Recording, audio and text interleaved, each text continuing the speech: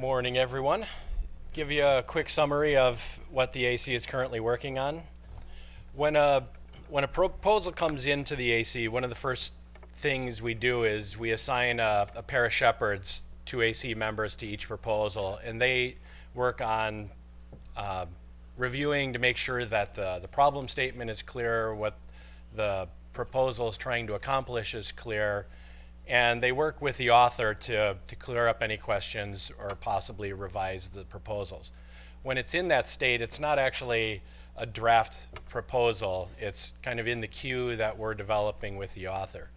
There's two such proposals that are currently in that state, Prop 235 and Prop 236. One is basically some cleanup work in the policy manual to clarify some wording. The other one is looking at the possibility of removing the reciprocity requirements for inter-RIR transfers. These two aren't actually being discussed today because they're in this initial state, but they may be showing up at future meetings.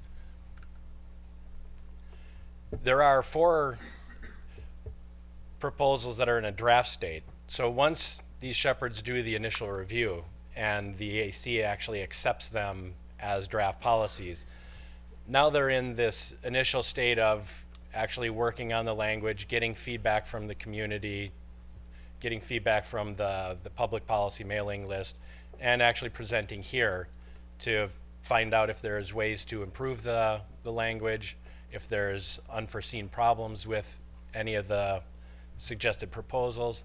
These 4 will be discussed in the next couple days. One thing to note about when it's in a draft state, it cannot be just adopted after that.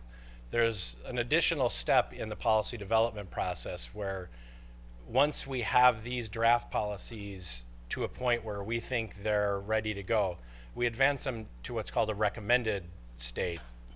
And after a policy goes to a meeting in a recommended state, then we're actually able to forward it to the board for adoption. So these 4, while we'll be discussing in the next couple of days, we'll actually have to go, if we want to continue working on them, we'll have to go to the next meeting in the fall. There are 2 being discussed that are actually in a recommended state.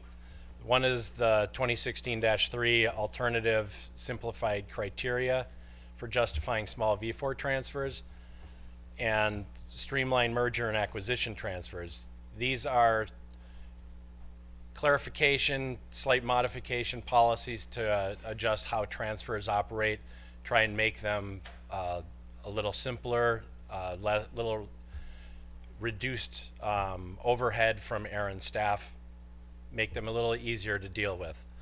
Both of these, based on the feedback in the room, both of these are eligible to go to last call after this meeting. There's also some tables you'll see at the lunch for the next couple days where we have these tables designated for particular topics. We're always looking for, the AC is always looking for additional information from the community. And some of the topics we chose this time were finding people who are interested in the advisory council, what's involved with getting involved with the AC or running for the AC. There's also, we're always very interested in ideas for increasing the participation in ARIN. We've got the mailing list, we've got these meetings, but we're always interested in other avenues to increase that participation. The third topic for the lunch tables is who is and RDAP. How are people using these? What do they find useful? How can we improve this setup? Because the 2 proposals that are being discussed this morning regarding who is, we really need to clean this data up. So it's really a focus on the advisory council,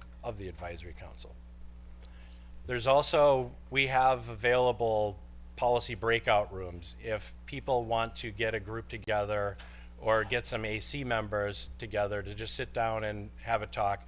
Of course, we're always available at breaks in the hallway during the socials, but if you want a quieter room to just step away and ask some questions or have some conversations about policy, you can reach out to any of us.